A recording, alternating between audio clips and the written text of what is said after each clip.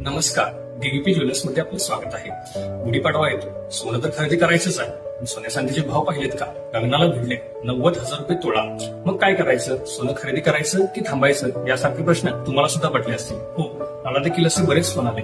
मग यावर सोल्युशन काय? सोन्या चांदीचा भाव हा आंतरराष्ट्रीय बाजारावर व आंतरराष्ट्रीय घडामोडींवर ठरत होतो. ज्यावेळी सोन्याचा भाव 50,000 रुपये होता त्यावेळी देखील आपल्याला तो जास्त वाटत होता. त्यानंतर भाव 70,000 रुपये झाला त्यावेळी देखील तो भाव आपल्याला जास्त वाटत होता. पण येणाऱ्या काळात भाव वाढणार नाहीत का? तर नक्कीच सोन्याचा भाव हे असंच वाढत राहणार आहे. सोन्याचा भाव ज्यावेळी 1,00,000 रुपये होईल त्यावेळी मात्र 90,000 हा भाव आपल्याला कमी वाटेल. सोन्याच्या भावात सतत वाढ होत आहे व प्रचंड व वेगवान वाढ होत आहे. मग काय करायचं? सोने खरेदी करण्याची योग्य वेळ कोणती? तर येणारा प्रत्येक सण हा सोने खरेदीसाठी एक योग्य चांगला मुहूर्त घेऊन येत आहे. भविष्यात वाढणाऱ्या सोन्याच्या दराचा जर आपल्याला फायदा मिळवायचा असेल तर आज आपल्याला सोनं खरेदी करावं लागेल. 3.5 मुहूर्तांपैकी एक व वर्षातील पहिल्या सणाला सोन्याच्या दागिन्यांची खरेदी करूया व वर्षाची सुरुवात गोड करूया. धन्यवाद.